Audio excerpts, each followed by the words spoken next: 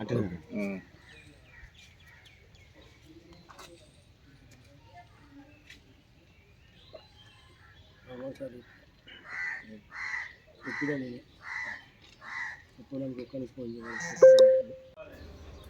అదే బ్యాలెట్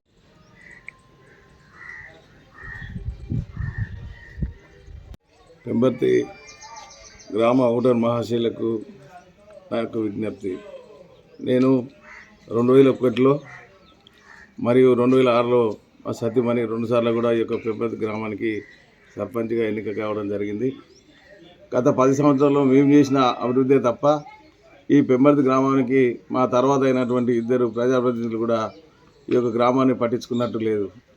కాబట్టి పెంబర్తి గ్రామ ప్రజలందరూ కూడా మూకుమ్మడిగా గ్రామ అభివృద్ధి ధ్యేయంగా మళ్ళీ మీరైతేనే ఈ గ్రామ అభివృద్ధి జరుగుతుందని చెప్పి అందరూ కూడా మరి నన్ను మళ్ళీ పోటీలో ఉండమని చెప్పడం జరిగింది.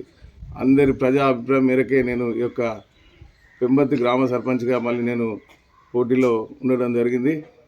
అందరూ కూడా 14వ తారీఖు ఆదివారం నాడు జరిగే ఎలక్షన్లలో ఉదయం 7 గంటల నుంచి 1 గంటకు జరుగుతుంది. కాబట్టి అందరూ కూడా అత్యధికంగా ఆ పోలింగ్లో పాల్గొని నా యొక్క గుర్తైనటువంటి ఉంగరం గుర్తుకు ఓటు వేసి అత్యధిక మెజార్టీతో గెలిపించగలుగుతారు అని నేను పెంబర్తి ఓటర్ మహాశయులు అందరికీ కూడా విజ్ఞప్తి చేస్తున్నాను.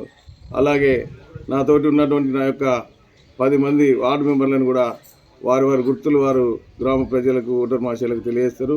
వారికి కూడా ఓటు వేసి మా యొక్క ప్యానల్ మొత్తం కూడా అత్యధిక మెజార్టీతో గెలిపించాల్సిందిగా ఓటర్ మహాశయులు పెంబర్తి గ్రామ ప్రజలందరూ కూడా నేను విజ్ఞప్తి చేస్తున్నాను. పెంబర్తి గతంలో 2 సార్లు నేను మా సతీమణి గారు సర్పంచ్ చేయడం జరిగింది. మళ్ళీ నేను 3వసారి కూడా ఎంపీటీసీగా నేను ఈ యొక్క గ్రామానికి అభివృద్ధికి తోడ్పడడం జరిగింది. ప్రతిపక్ష పార్టీ వాళ్ళు అధికార పార్టీ అభివృద్ధి మేము చేస్తామని చెప్పడం జరుగుతుంది.